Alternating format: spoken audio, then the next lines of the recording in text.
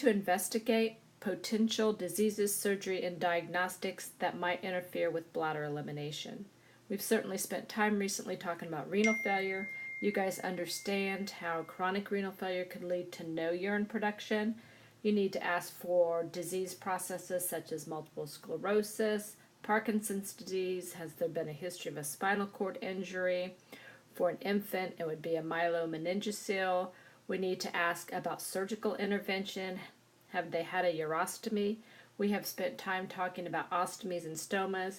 If we remove the bladder, we have created a urostomy. If the male patient has had a TURP, a transurethral resection of the prostate, certainly this could lead to issues post-surgery, and we have spent much time talking about cystoscopies. And then also there's a list of medicines on 278 that could potentially alter bladder elimination. We've spent a lot of time on diuretics. Certainly anticholinergics and antispasmodics could lead to bladder elimination issues. Antihistamines, medicines that we give for hypertension to include beta blockers, and opioids can cause urinary retention. Surgical intervention that could change the way we eliminate could include the removal of the bladder and the creation of a stoma, and this is what we call a urostomy. And what's happened here is this post-surgery, you can note the fact that there are sutures and then there's actual stents exiting the stoma, which will eventually be removed. And this would be the way the patient would now eliminate urine, and this would be connected to a Foley bag or a ostomy bag, such as you guys have seen in class. Sometimes a surgeon will create what we call an ileoconduit, and this just means that this is a continent stoma. And so what they've done, you can see the bladder is now absent, and they have taken a segment of the intestine and created what is to act like the bladder. And so this is to serve as a reservoir for where urine can collect and then be eliminated. And so this offers a little bit more comfort to the patients for those not wanting a continuous outflow of urine. And then this is just the example of when we talked about the TURP, the TURP. A TURP is done for a guy who has BPH, benign prostatic hypertrophy, or an enlarged prostate gland. And we go in there with a scope. We go through the meatus, through the urethra, and we actually remove part of the prostate gland because it is actually clamping down, as you can see, on the urethra and causing urinary elimination issues. Okay, there are terms on page 278. The majority of these terms you guys know. Possibly the one that you have not seen is the one regarding neurogenic bladder. A neurogenic bladder is just one that does not perceive fullness, and there's no control over the sphincter. Also on page 279 there is a table, and it is table 5-2, and you guys can certainly go through this. This is just an outline of altered urinary elimination factors, but again, for most of you this is just going to be a review. As we start to look at the prevalence, genetics, and risk factors, what we know is that the prevalence for urinary incontinence is reported by women who are less than 65 years old a lot more frequently than in the male patient. But after the age of 65, we have urinary incontinence reported much more frequently by men. And this is directly related to a history of BPH. As far as urinary retention, this is less prevalent than urinary incontinence, and it is reported more frequently by men, and again, that is due to BPH. We know that risk factors include aging. We know that for both male and female that we have a decrease in the bladder capacity, and we know that for men, with aging comes the risk of developing BPH, and for women with aging and childbearing, we have the risk of weakened muscles. We also understand for risk factors any chronic disease processes could potentially lead to urinary elimination issues. As far as genetics, you guys learned about spina bifida or myelomeningocele in the pediatric class, and then other things that could be genetically inclined would be Parkinson's and Alzheimer's, and they certainly have the ability to alter the perception or the ability to effectively eliminate. I think it's important to stop for a minute because I've mentioned BPH a couple of times, and just review the anatomy of the male prostate. You can see how the urethra is encircled by the prostate, and that when that prostate decides to enlarge, which often happens with aging, it actually compresses on the urethra. And then this leads to impaired urinary elimination in your male patient.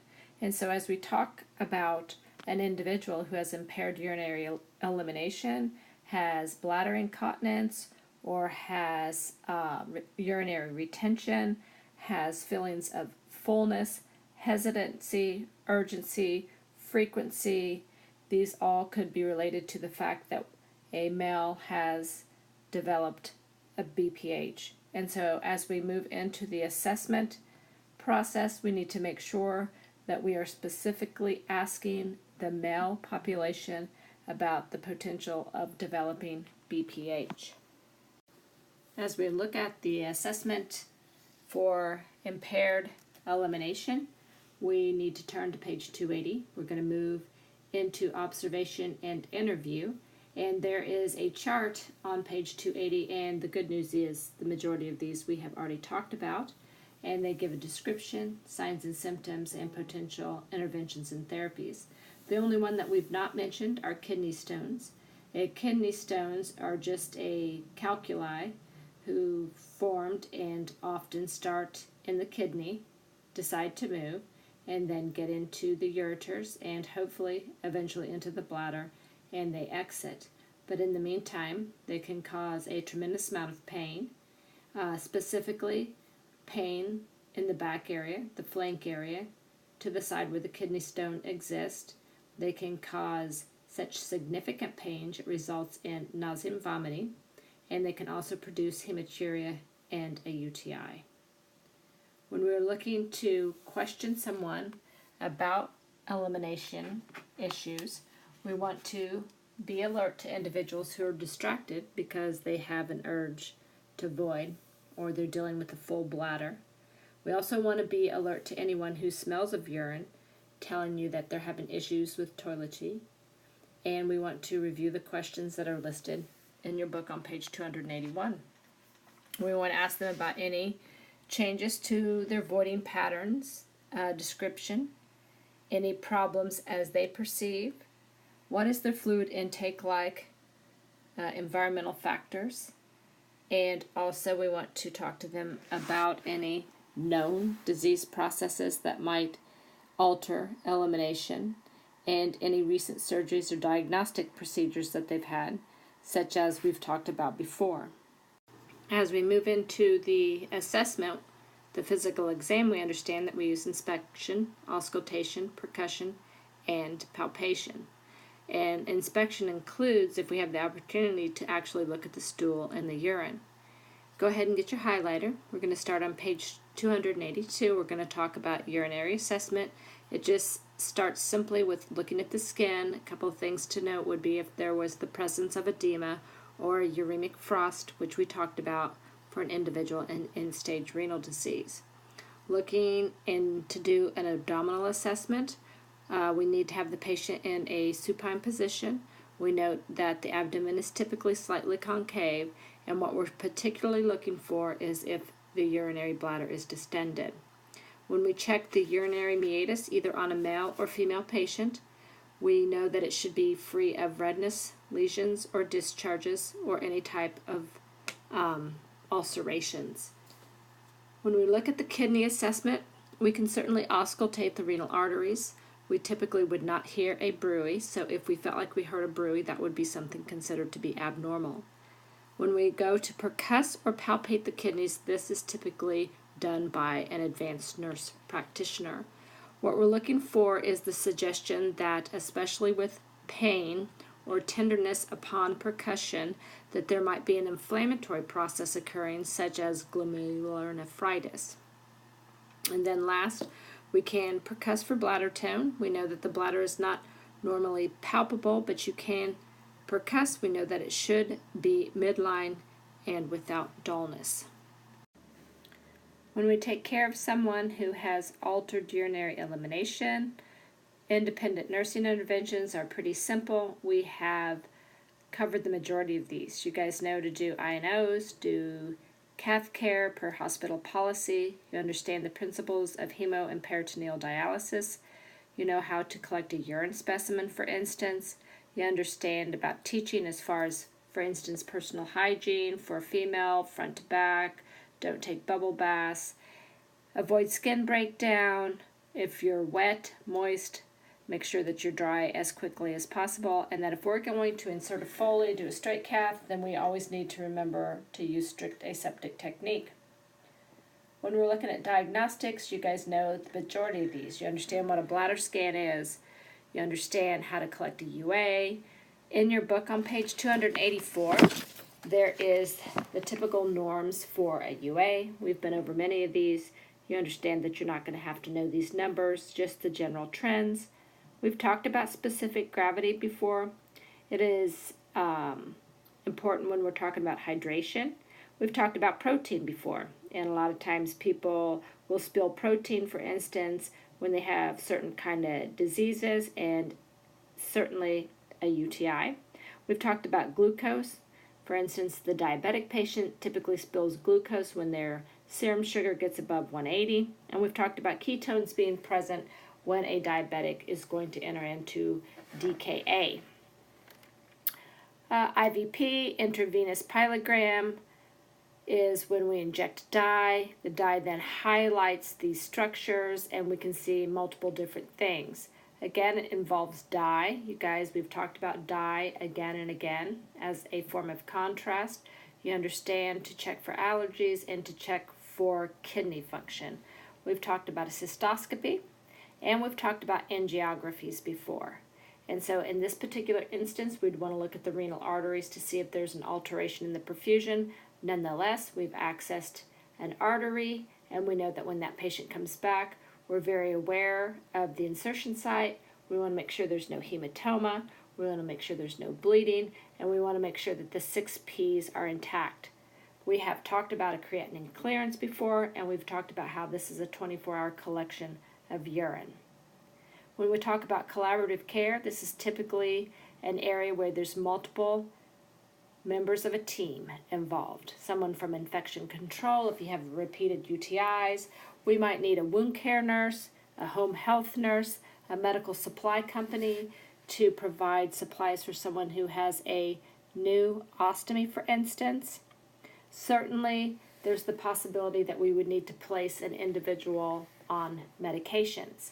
So if you guys turn to page 287 and grab your highlighter again, we've talked about some of these drugs, diuretics, so I am certainly not going to go over the diuretics, but let's just talk briefly about anticholinergics. There's examples on page 287.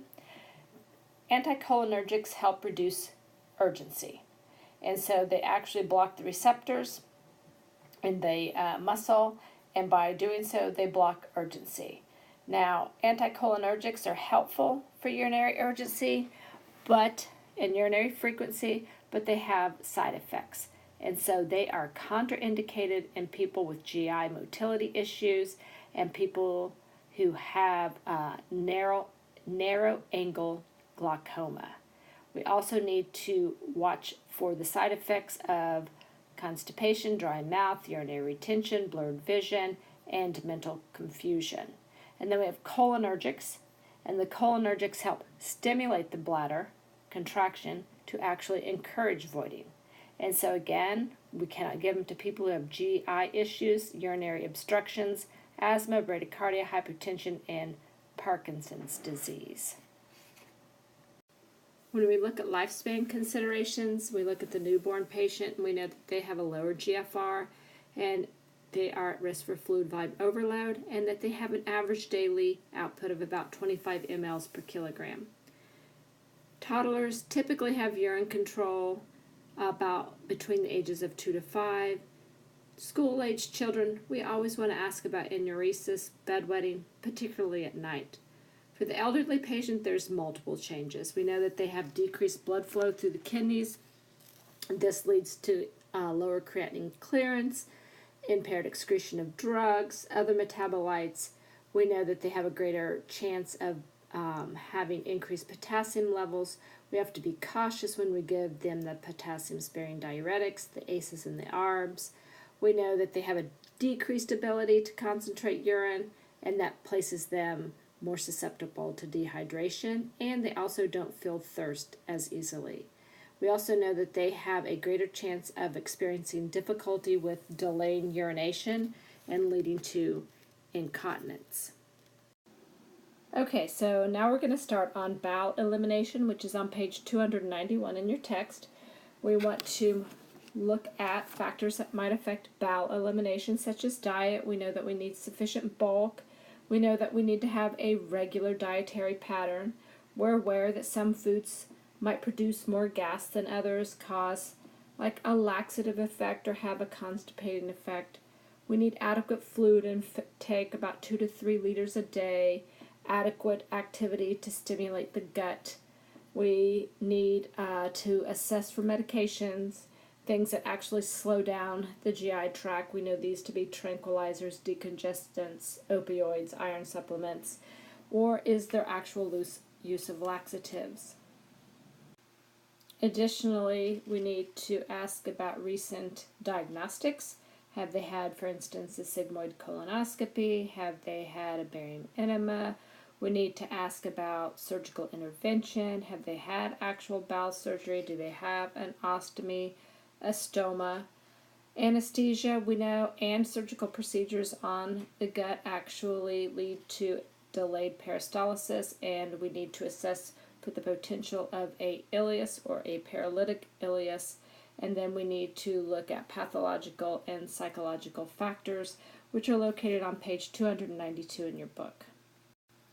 When we look at alterations in bowel elimination, we look at 3 different things. 1, a patient is complaining of diarrhea, which is frequent liquid stool episodes, or constipation, which is fewer than 3 stools per week, or bowel incontinence, where they've actually lost the voluntary control of defecation. When we're looking at page 293, we see that they list some of the different types of issues a patient might have, which we've already talked about: constipation, diarrhea, bowel incontinence, and it goes over and talks about ways to actually intervene or therapies that we could provide. We're later on going to talk about bowel impaction and bowel cancer, and we've already talked about obstruction in the classroom. But we just need to remember that in order to have a regular bowel elimination pattern, we need to eat right and exercise. So for instance, that's one of the top things on constipation. We know that we need to make sure that we have increased fluids, proper fiber intake, good activity levels, and that maybe need to consider medications. And the same for diarrhea. Increase fluid intake, maybe administer antidiarrheal medications. And then as far as bowel incontinence, it talks about an actual bowel training program, and that there might actually be a fecal impaction that we would need to check for to make sure this wasn't the issue, or that there might actually be surgical intervention that's required. When we look at prevalence, as far as bowel elimination issues, most individuals report having a bout of diarrhea per year. The incidence of constipation does increase with about 1/3 of the population struggling with constipation, and certainly this increases with age.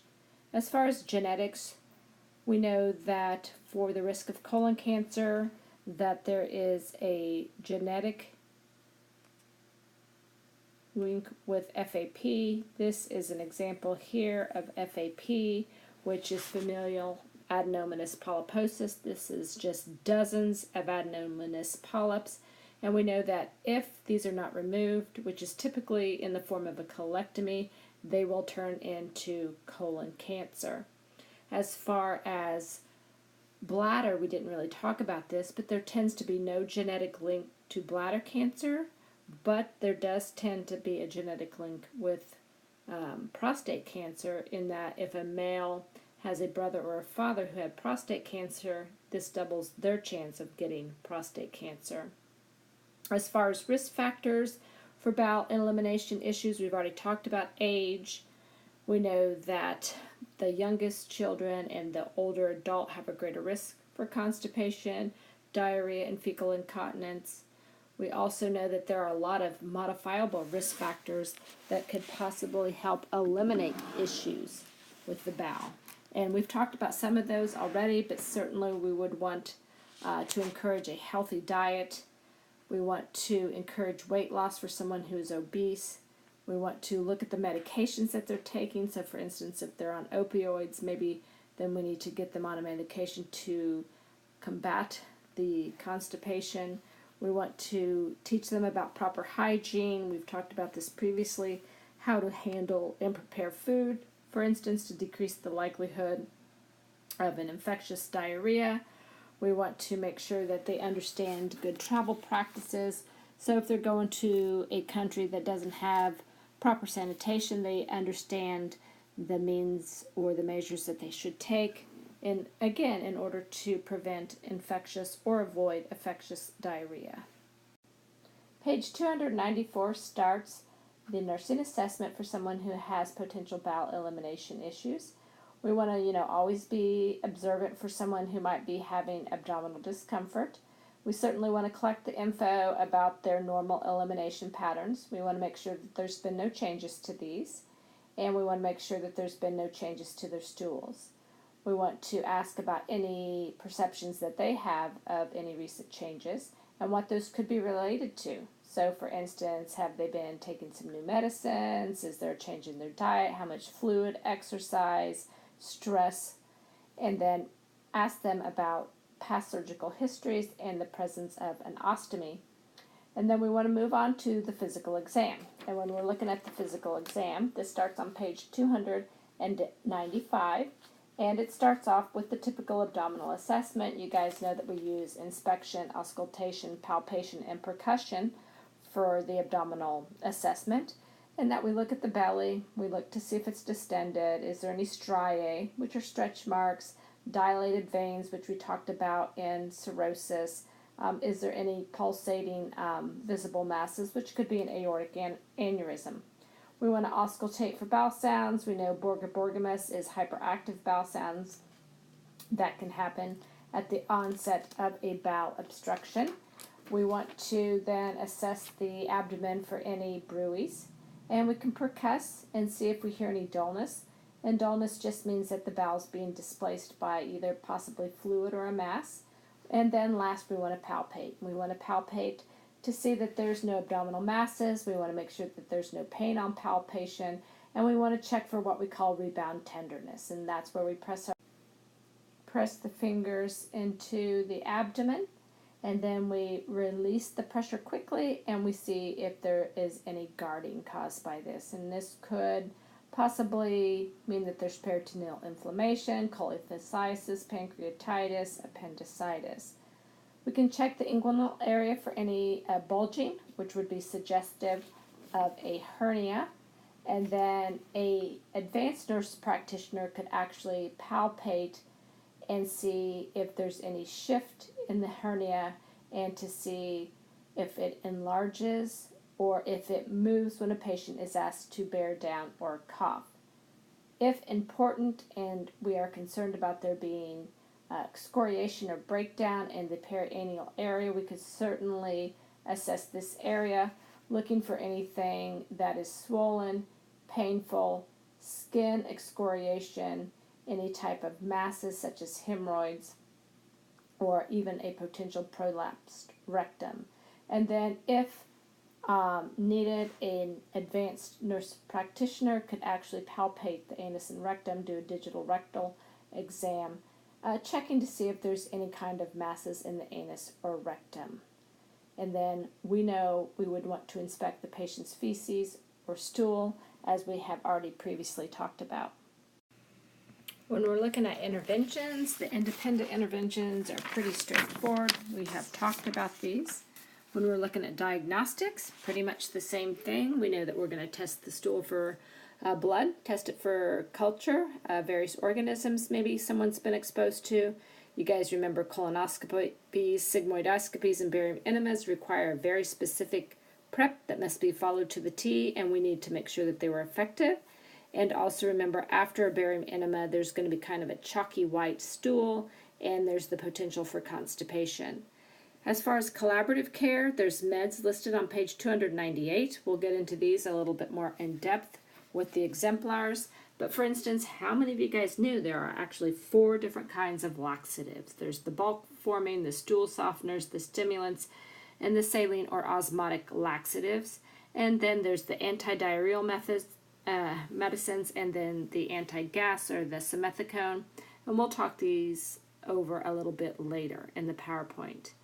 As far as collaborative care, we might need a surgeon. We've talked about a surgeon being needed for obstruction, possible ulceration over so, a perforation certainly, or a cancer, and we've talked about the different types of bowel surgeries that might need to be done.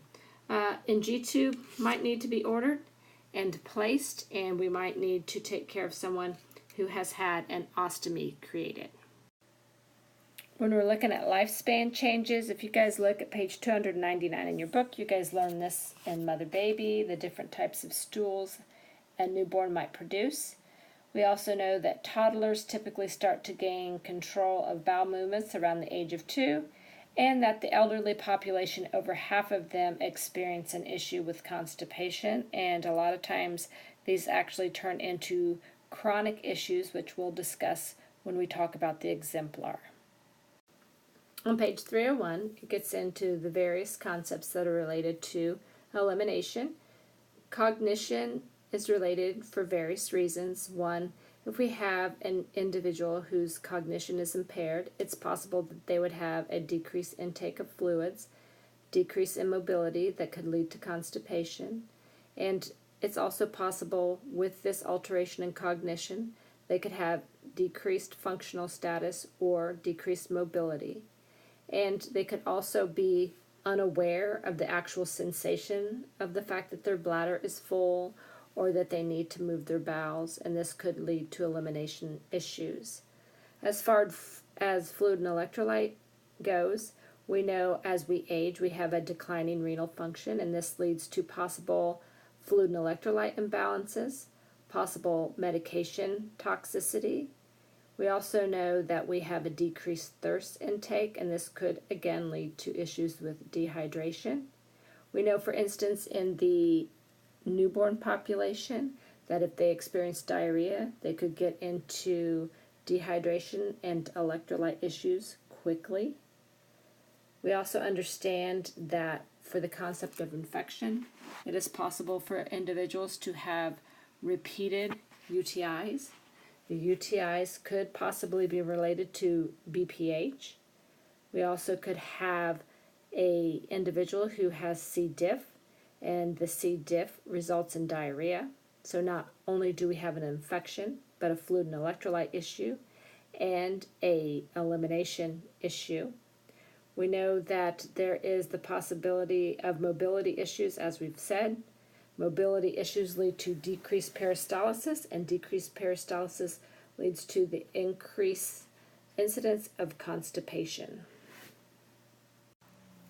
Wrapping up this PowerPoint, let's just talk a little bit about screenings. For colon cancer, screening should start at the age of 50. Typically, individuals are encouraged to have a colonoscopy if possible. If someone does have a positive family history of colon cancer, then the age of 50 turns into the age of 40 or the time of onset of the family member that had the colon cancer.